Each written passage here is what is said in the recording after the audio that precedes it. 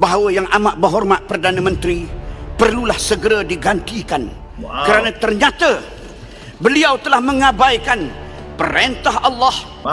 Tun Dr. Mahathir Mohamad sepatutnya menjadi teladan, menanggung sehingga 1.1 trilion obligasi keuangan kepada Amerika. Apa ini?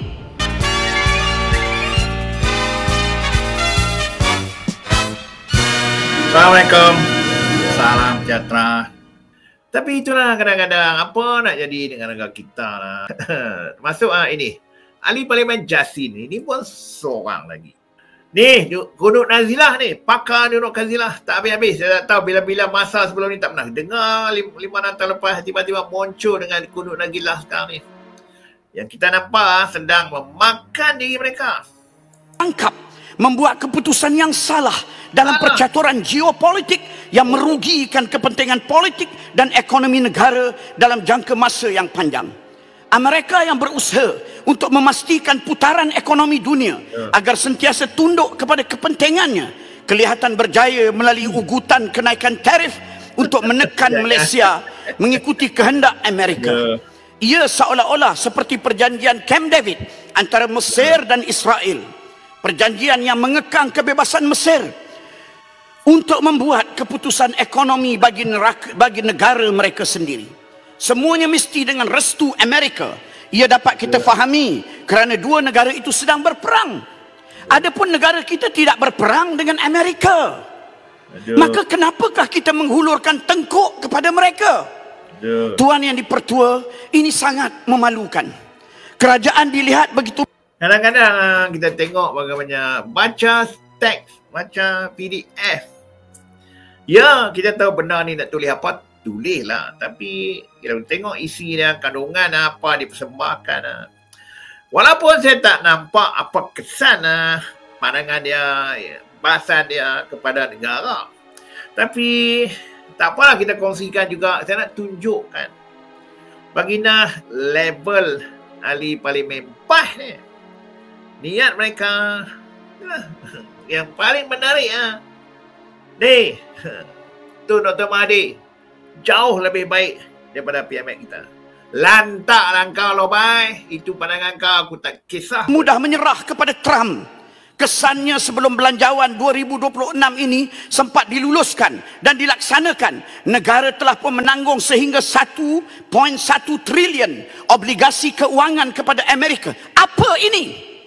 Ini boleh dikatakan nampak dah. Sama lah 1.3 trilion obligasi kewangan. Ini bisnes lah, Mat. Nilai saja. Nilai REE yang tak tahu lagi. Nilai kapal terbang. Nilai LNG. Nilai apa lagi? Barangan yang nak dibeli oleh syarikat-syarikat Amazon, syarikat Google yang tengah duk buat kilang tu. Apa? Juta campur-campur sebenarnya. Tapi itulah. Sama. Sama dengan Hassan Karim tak ada beza. Menyamai dengan 2 tahun belanjawan negara. Saya bimbang kerajaan Madani terdedah mengalami belanjawan defisit sebagaimana kerajaan Pulau Pinang yang mengalami belanjawan defisit selama 13 tahun berturut-turut. Keputusan yang silap dan bebanan berat ini tidak sepatutnya dipikul oleh rakyat dan negara melalui kenaikan cukai yang bertambah dengan izin fiscal consolidation. Sementara lagi dengan kewujudan hutang negara yang dijangka mencecah 1.33 trilion.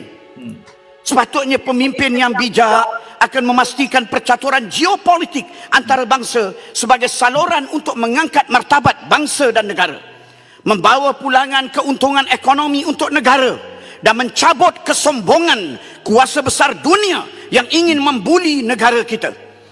Dalam aspek ini, pencapaian Perdana Menteri Malaysia yang lalu, Tun Dr. Mahathir Mohamad sepatutnya menjadi teladan.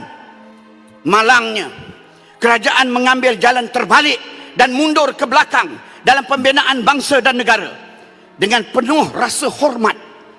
Namun demi kepentingan negara, saya berpandangan bahawa yang amat berhormat Perdana Menteri perlulah segera digantikan. Kerana ternyata beliau telah mengabaikan perintah Allah, memalukan Malaysia di mata dunia, tidak meraihkan umat Islam melalui bantuan langsung Trump, tunduk kepada utusan dan menyerah kepada kesombongan kuasa besar dunia sehingga gagal mempertahankan kepentingan dan maruah negara. Tuan yang dipertua, turun. Terima kasih. Turun pagoh. Mohon Berapi tapi kosong. Betul lah. Abang nak cakap apa? Cakap lah. Inilah level mereka. Bercakap. Dia lepas. Dia tak ada langsung interaction dengan audien dalam Dewan. Entah, bercakap je.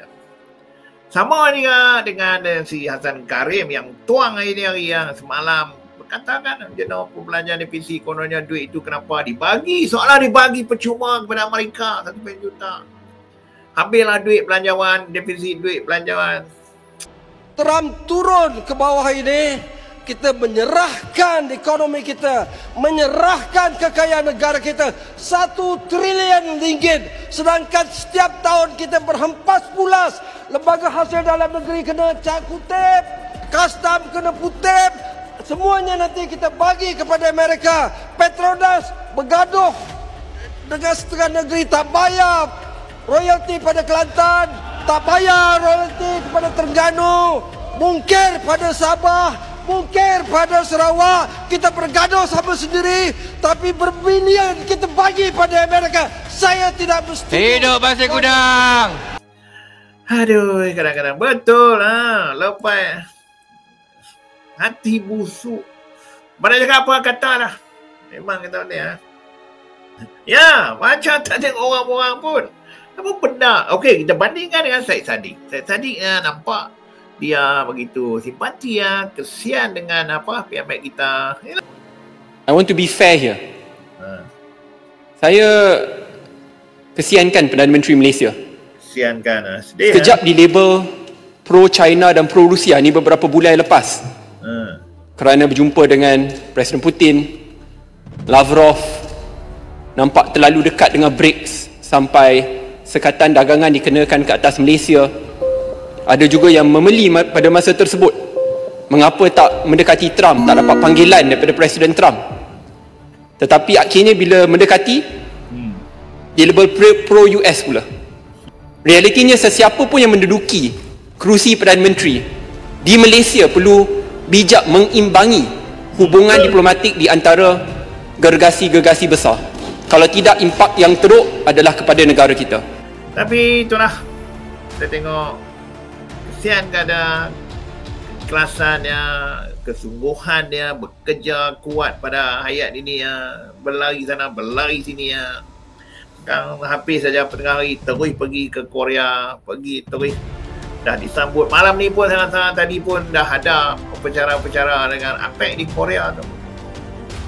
Kat Malaysia nampak membangkang, goyang kaki, maki yang pun tak datang, minum teh tarik apa semua.